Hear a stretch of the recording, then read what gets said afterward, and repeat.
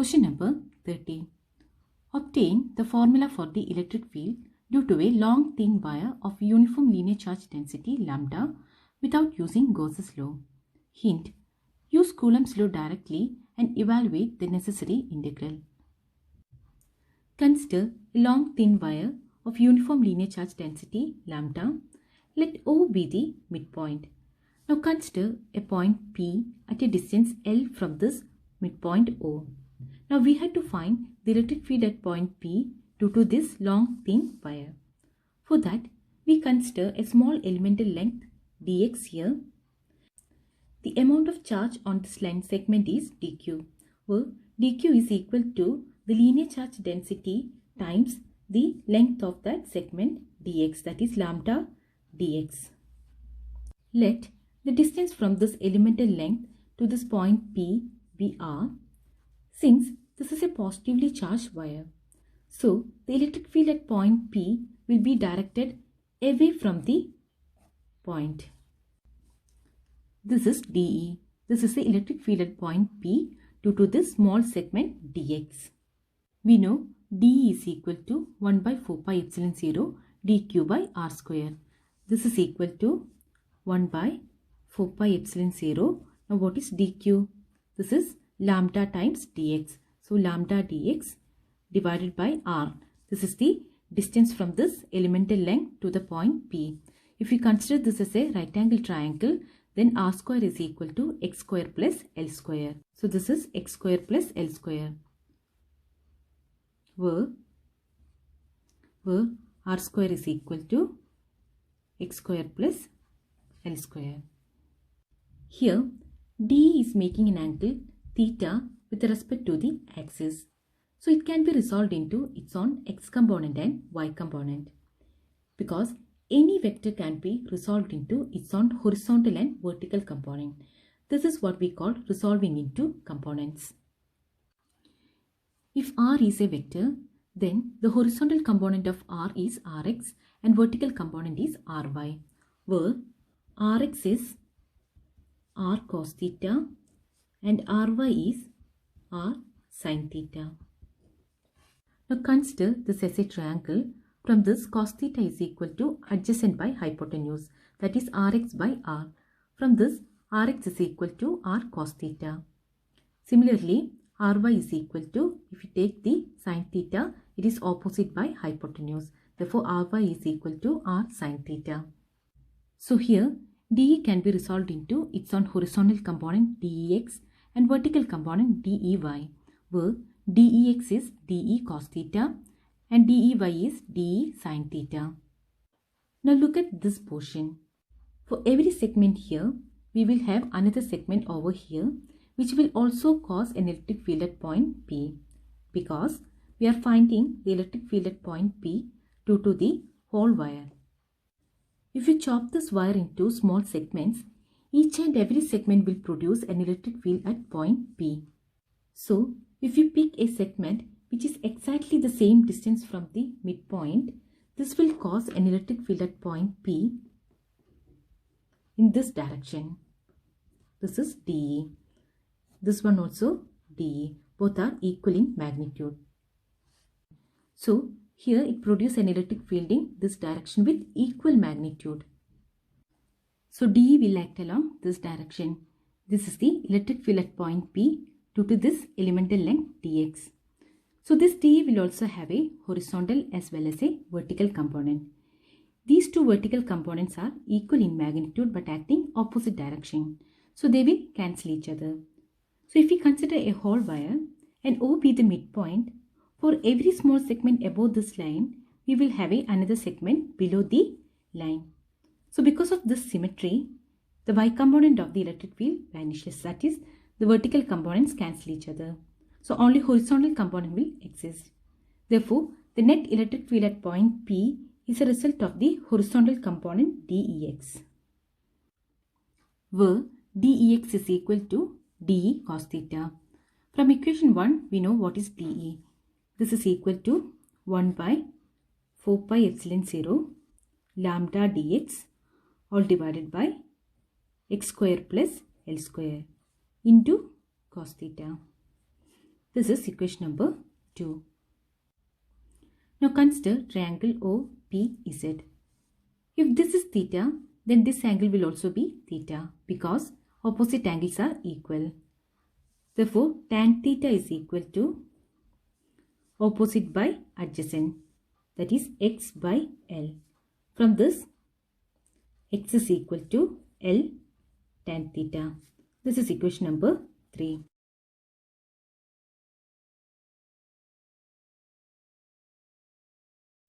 Differentiate x with respect to theta. This gives dx by d theta is equal to L into differentiation of tan theta is c square theta. From this, dx is equal to L c square theta into d theta. This is equation number 4. From equation 3, x square plus L square is equal to L square tan square theta plus L square. This is equal to L square is common. So L square into tan square theta plus 1. Now what is 1 plus tan square theta? This is c square theta. This is equal to L square c square theta. This is equation number 5. Now substitute equation 4 and 5 in equation number 2.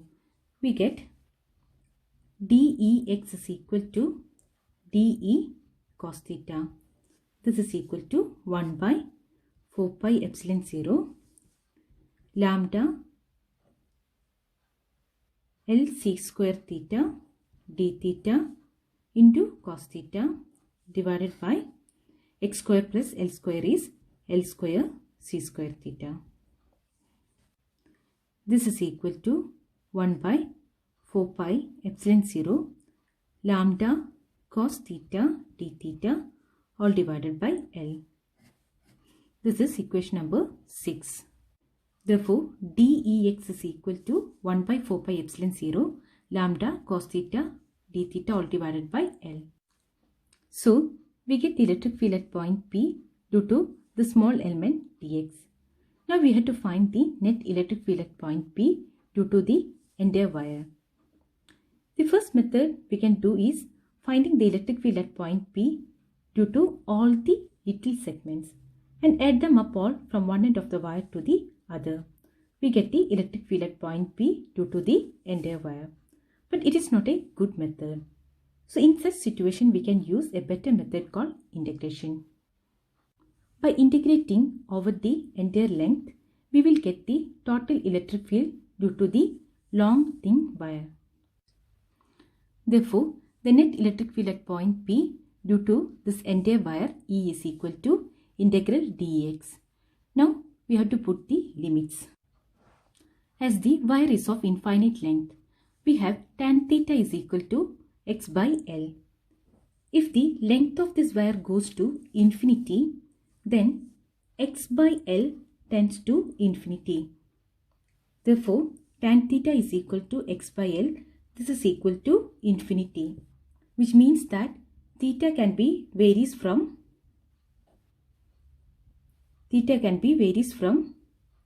minus pi by 2 to plus pi by 2.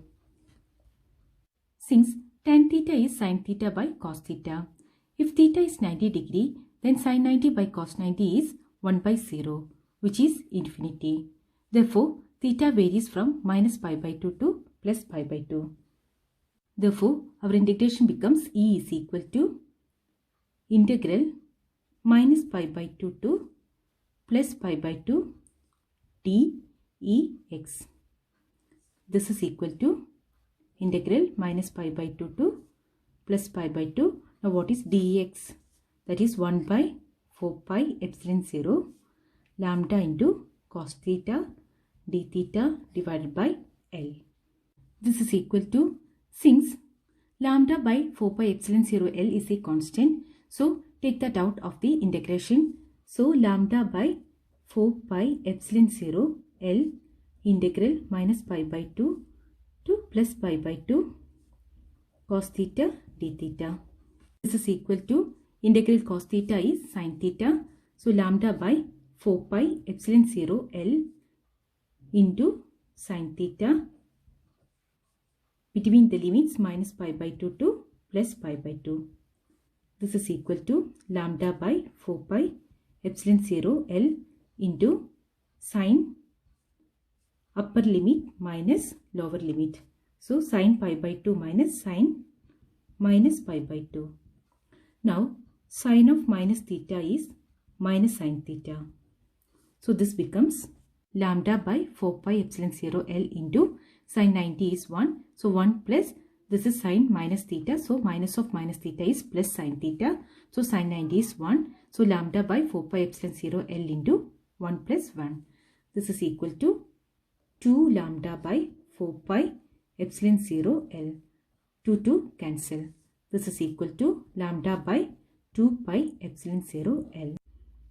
Therefore, the electric field due to a long thin wire E is equal to lambda by 2 pi epsilon 0 L. Question number 31. It is now believed that protons and neutrons, which constitute nuclei of ordinary matter, are themselves built out of more elementary units called quarks.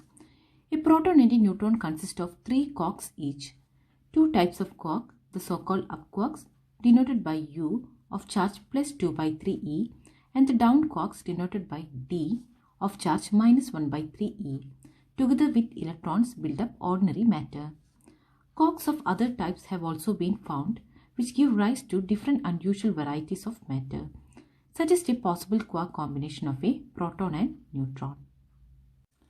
For many years, we believed that matter is made up of atoms. They were the fundamentally indivisible particle and the basic building blocks of everything. But later, it was discovered that even protons and neutrons can be divided into even smaller particles known as quarks. So quarks are one of the fundamental particles of the matter. There are 6 types of quarks, and they have some interesting names like up quarks, down quarks, strange quark, charm quarks, top quarks, and bottom quarks. Quarks are the basic building blocks of a proton and neutron. Each proton and neutron contains 3 quarks, and it is made up of up quarks and down quarks. So the question is to find the possible quark combination of a proton and neutron. That is, how many up quarks and down quarks are in a proton and a neutron. Let the number of up quarks in a proton be n, each having a charge of plus 2 by 3e. Therefore, the charge due to n up quarks is equal to 2 by 3e into n. There are 3 quarks in proton. If there is n number of up quarks, the number of down quarks in a proton is 3 minus n.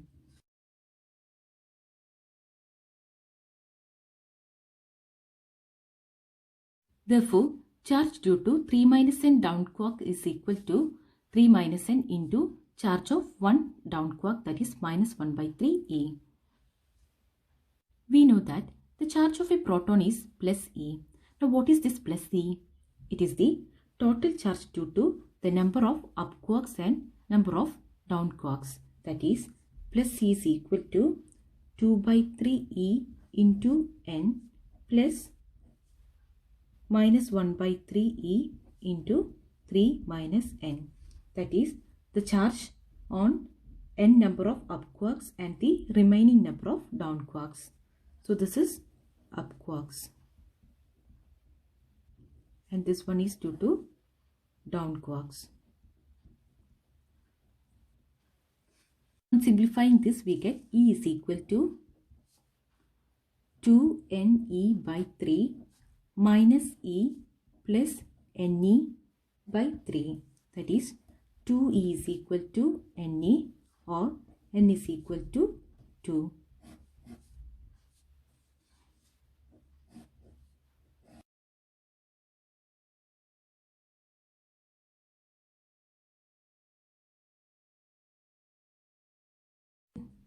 Therefore, the number of up quarks in a proton n is equal to 2, and the number of down quarks 3 minus n is equal to 1. Therefore, a proton can be represented as UUD, that means 2 up quarks and 1 down quarks. Similarly, we can find the neutron combination. Let n be the number of up quarks in a neutron. There are 3 quarks in a neutron. Therefore, number of down quark is equal to 3 minus n. Charge on a neutron due to n up quark is equal to charge of 1 neutron into number of quarks, that is plus 2 by 3e into n. Similarly, charge due to 3 minus n down quark is equal to 3 minus n into charge of 1 down quark, that is minus 1 by 3e. Now, what is the charge on a neutron? We know that it is 0.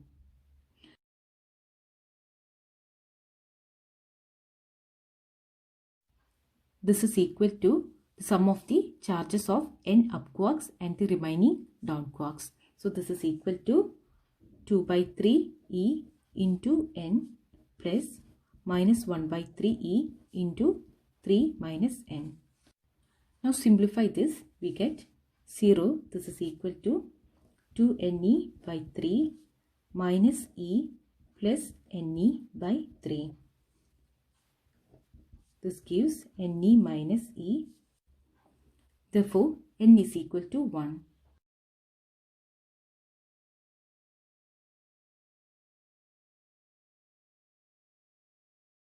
Therefore, number of up quarks in a neutron n is equal to 1 and number of down quark is equal to 2, which means that a neutron contains 1 up quarks and 2 down quarks.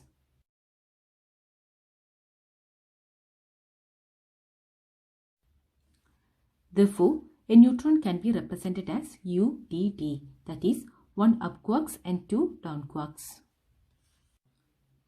Question number 32. Consider an arbitrary electrostatic field configuration. A small test charge is placed at a null point, that is E is equal to 0 of the configuration. Show that the equilibrium of the test charge is necessarily unstable. Consider an arbitrary configuration of charges. Let it be Q1, Q2, Q3, Q4 and so on. Let this point P be the null point where electric field E is equal to 0. Now, if we place a test charge Q0 at the null point, its equilibrium is not stable or it is in a unstable equilibrium. This is what we have to prove here. So, to prove this, first we are assuming that this is a stable equilibrium. Now, what is a stable equilibrium means? If a particle is displaced in any direction, it will experience a restoring force which will bring this particle back to its original position. Then the particle is said to be in stable equilibrium. So here, if we move this test charge in this direction, the restoring force will tend to bring this charge back to the point P, which is the null point. If we displace in this direction, the restoring force acts along this direction. Hence, the restoring force is acting opposite to the displacement of the particle. This is the direction of restoring force. If we displace in this direction, this is the direction of restoring force, which is opposite to the displacement of the particle. As we said, there are arbitrary configuration of charges around this point P.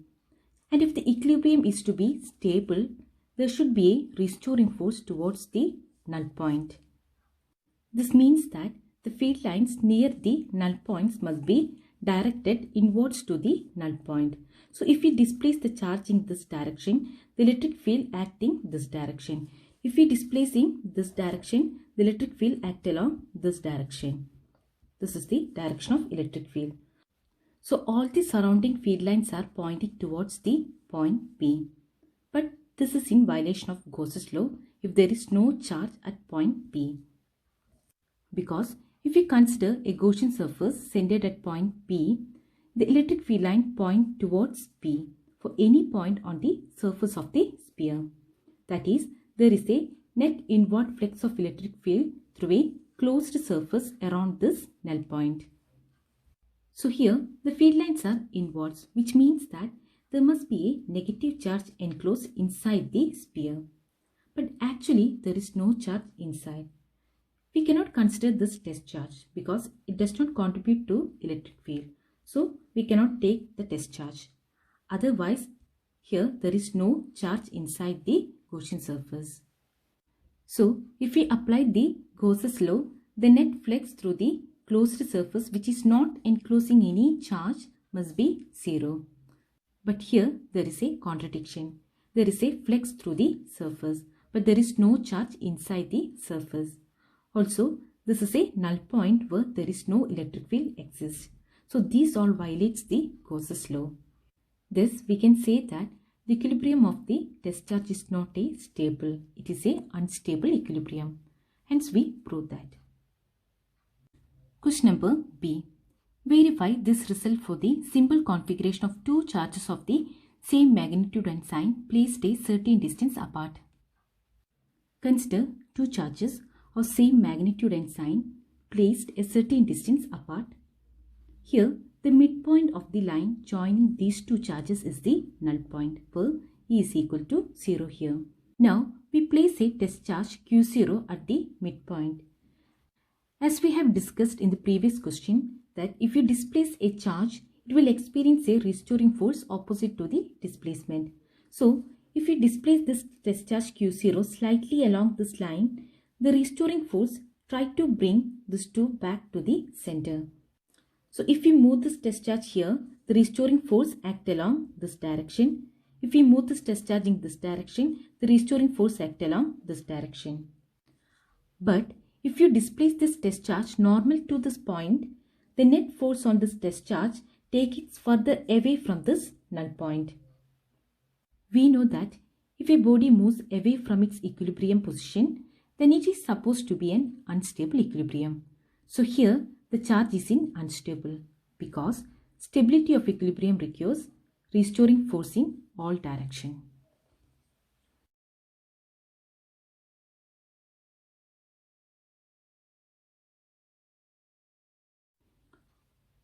Question number 33.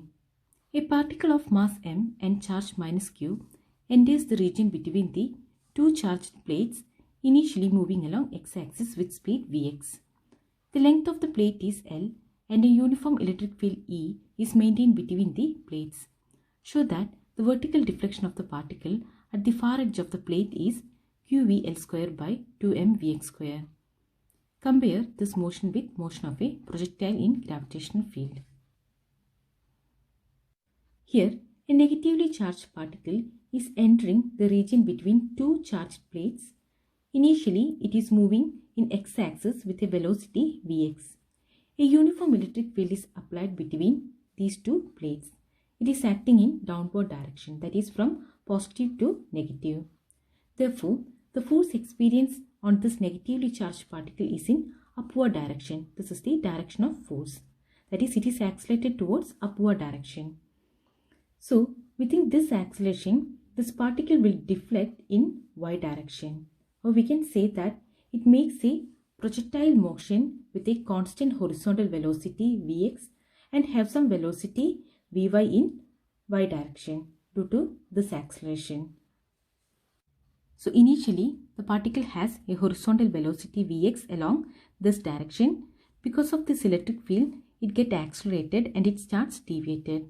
So at this point, it has a horizontal velocity along x-axis and a vertical velocity vy along y-axis.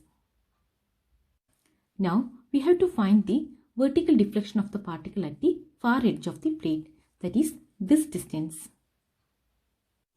The force experienced on this negatively charged particle F is equal to ma. From this, acceleration A is equal to F by m. We know that the force due to an electric charge is qv. So this is equal to qv by m. This is equation number 1. According to second equation of motion, x is equal to ut plus half at square. Here, the deflection is in y direction. Therefore, the vertical deflection y is equal to uyt plus half a by t square. Now substitute the values. Initially, the particle is moving in x direction only, so it has no initial velocity at y direction. Therefore, uy is equal to 0. This is equal to 0 plus half into, here the acceleration is along y direction. Therefore, ay is equal to qe by m into t. T is the time taken by the particle to cross the plate of length L. So t is equal to length of the plate by the velocity of the particle. So this is length by velocity of the particle is Vx. So this is L by Vx whole square. So this is equal to QE L square by 2m Vx square. Hence, we prove that the vertical deflection at the far edge of the plate y is equal to QE L square by 2m Vx square. Now compare this motion with the motion of a projectile in gravitational field. You have already studied that the motion of a projectile in gravitational field follows a parabolic path.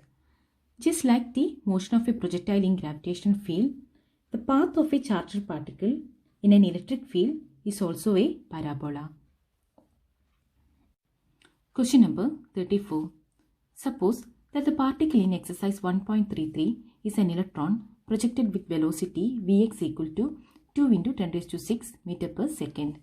If the electric field between the plates separated by 0.5 cm is 9.1 into 10 raised to 2 Newton per Coulomb, where will the electron strike the upper plate? Given the charge of the electron E is equal to 1.6 into 10 raised to minus 19 Coulomb, and the mass of the electron Me is equal to 9.1 into 10 raised to minus 31 kg. Consider two charged plates. The electric field is acting in downward direction.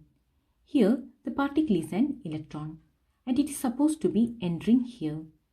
Given the electron is moving with a velocity Vx equal to 2 into 10 raised to 6 meter per second. So it is moving with a velocity Vx and it starts deviated and strike the upper plate. Now we have to find this distance, that is the distance where the electron strike the upper plate. Given the velocity of the electron Vx is equal to 2 into 10 raised to 6 meter per second. Electric field between the plates E is equal to 9.1 into 10 raised to 2 Newton per Coulomb.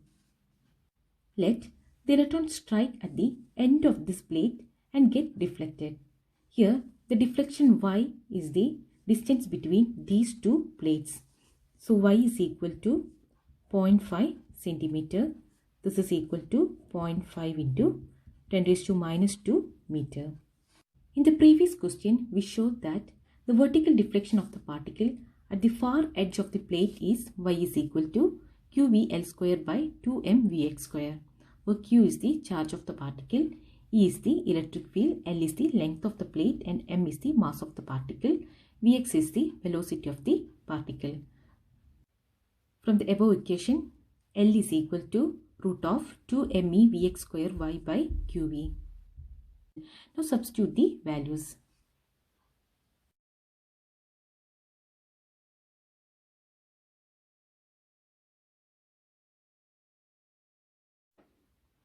This is equal to root of 0.00025. This is equal to 0.0158 meter. Or this can be written as 1.6 centimeter.